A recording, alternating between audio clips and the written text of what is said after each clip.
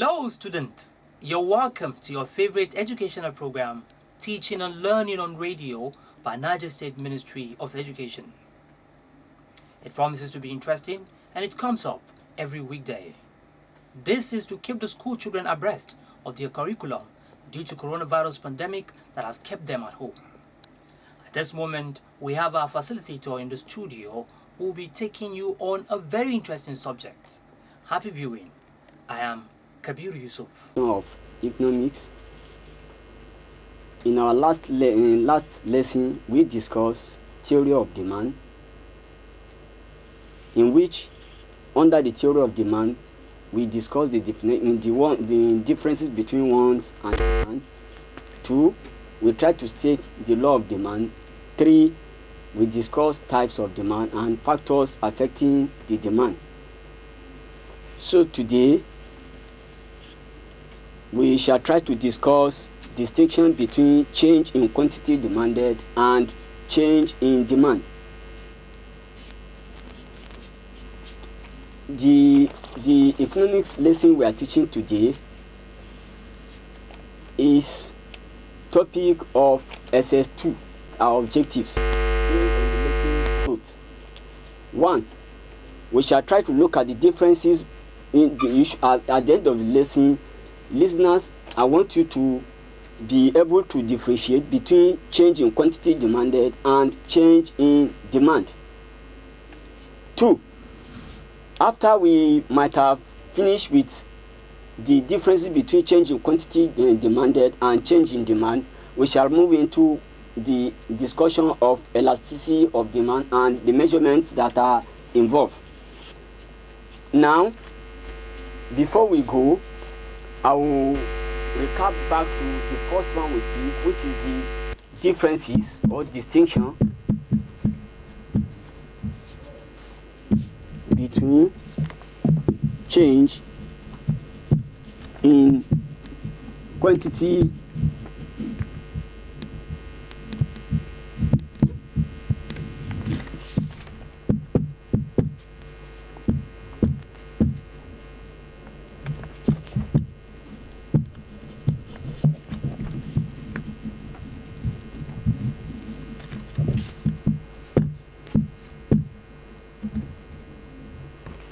First of all, the listeners out there, I want you to first of all get what change in quantity demand is all about before we try to differentiate between the change in quantity demand and change in demand.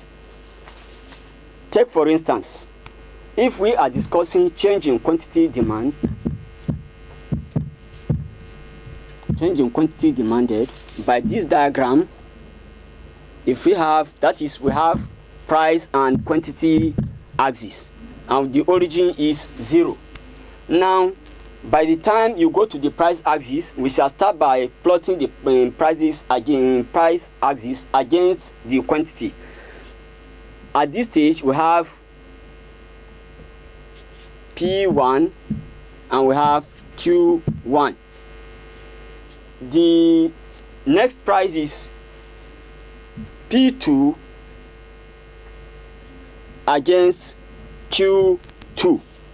Now, just as we've discussed earlier, we said there is an inverse relationship between price and quantity demanded.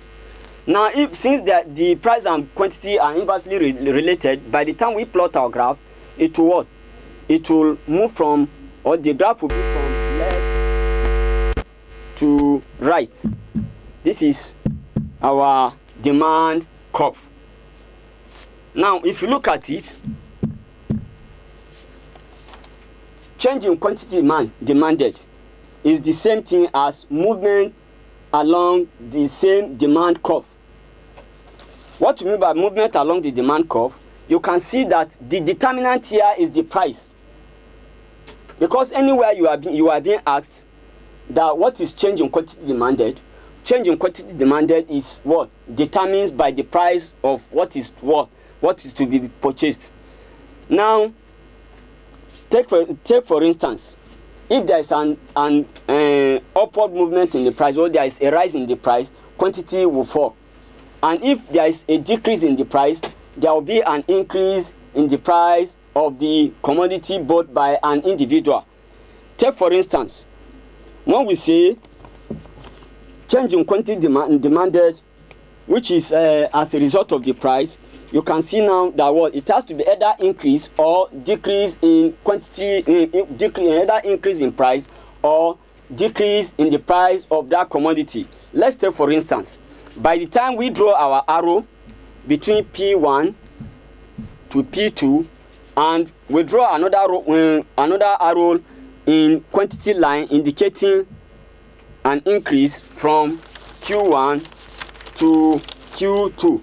Now if you look at the two of these, this arrow that shows down in price axis is telling you that there is a fall in price, and automatically if there is a fall in price, there will be what? An increase in the quantity demanded from OQ1 to OQ2. The fall in price, just as I have told you, all things being equal, that is ceteris paribus, the quantity demanded from OQ1 to OQ will rise. Why?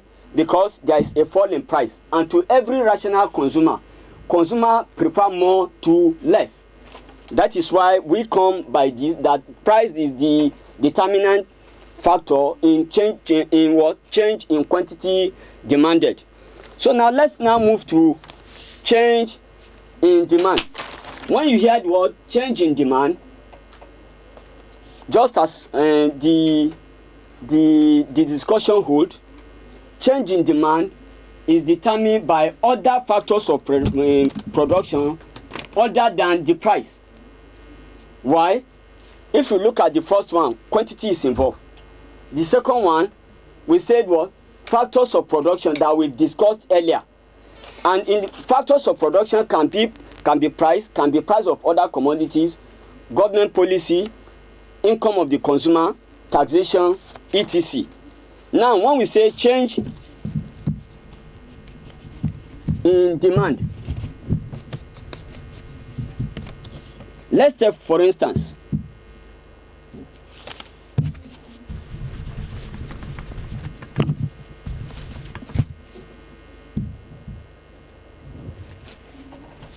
if we have the P on X axis, which is the price, and Q on P on Y axis, which is the price, and Q on X axis, then the origin where the 2 points meet, that is P and Q, is 0. You can now see that our price here remain unchanged because the price is not a determining factor here. Now take for instance, if we have Q1 as the quantity and we have Q2 as another quantity, you can see that our first demand curve will slope from left to right. This is D1 and the other one is the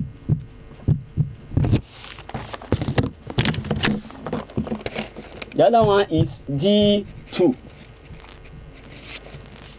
Since we say the price remain unchanged, which is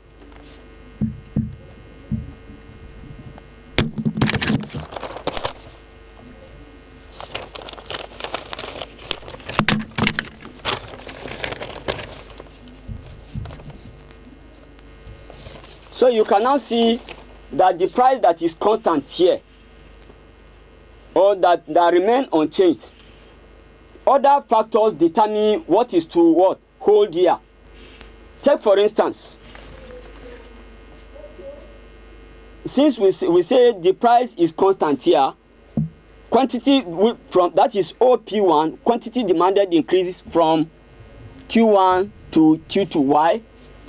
Because of what? Because of the factors of productions that comes to explain the relationship between between other factors of production, not the price this time around. So by so doing, if you are able to do that,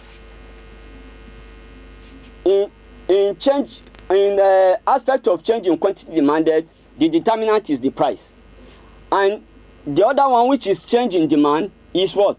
Is determined by other factors of what? other factors that influence the demand of commodity. Therefore, by so doing, we shall now move into what we call elasticity of demand. Listener out there, today, let's quickly look into the elasticity of demand. If we say elasticity of demand, we simply mean, or we refer to it as measurement in the degree of responsiveness of a demand to a change in any of the determinants. What are these determinants? One, we have price, we have income, and the other price of other commodities. Take for instance, if we say the elasticity of demand, that is ED, is the same thing as what? Price elasticity of demand. When we say price elasticity of demand, just as I discussed the first one, which is the degree of it measures the degree of responsiveness of a demand to a change in any of the determinant, we shall first of all discuss price elasticity of demand. What is this price elasticity of demand? We say price of elasticity of demand is the degree of responsiveness of what? Of a quantity demanded, or of quantity of commodity demanded by what? Or to a small change in price of that commodity. Let's take for example, by the time we say price of elasticity of demand, given this formula, or we say the price of elasticity, which is PED, or you can equally write it like this, ED like this, equal to percentage change in quantity demanded all over percentage change in price. So you can see now that here automatically by interpretation, after we have done the calculation, we have to interpret the answer, whether there is a response in the said elasticity of the price. Take for instance, if we have equations that says, listeners at home, let's solve this problem quickly. We say a dealer in deep freezer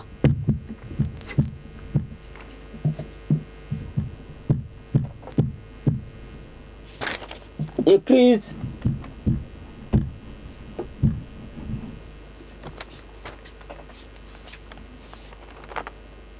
the price of his product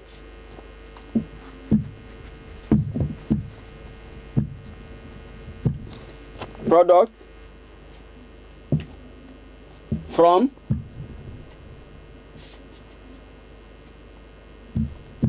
$450 to $500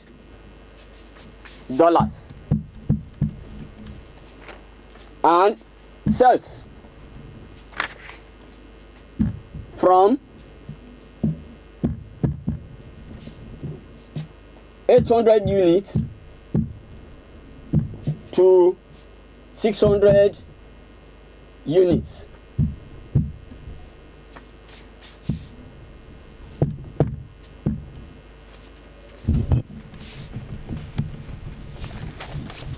Listeners at home, I want you to draw out your table by what? By indicating the price and quantity, just as we do in the other demand schedule. We have P, which is the price, and Q, which is the quantity demanded of the deep freezer. Now the first price of the deep freezer there is $450 like this, and the second price there is $500.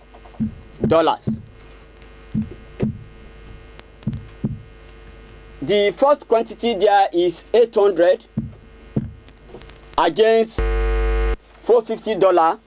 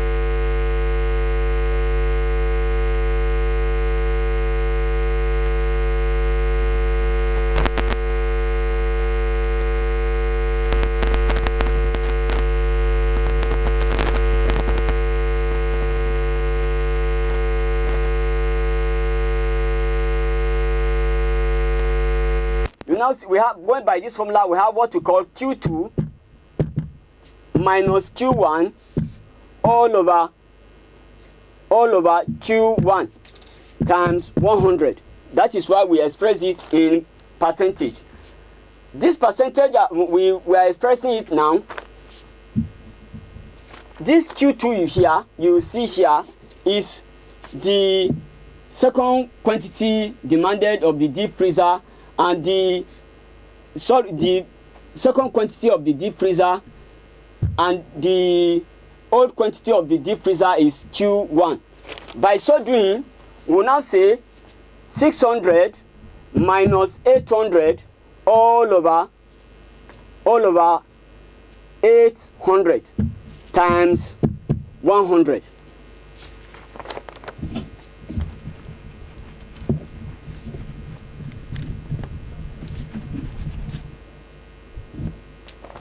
Now, if we have this, when you say 600 minus 800, it will be what? Negative 200, like this, all over 800 times 100. By so doing, what do we do here? We have to cancel out. And how do we do? We now say 0 cancel 0.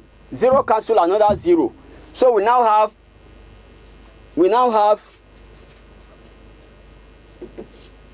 200 all over minus 200 all over 800.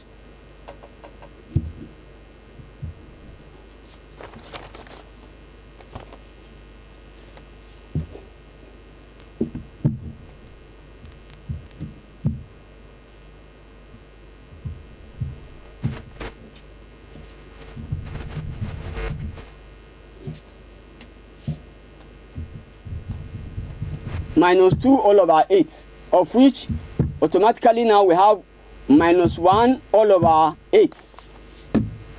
So we are now done with the quantity.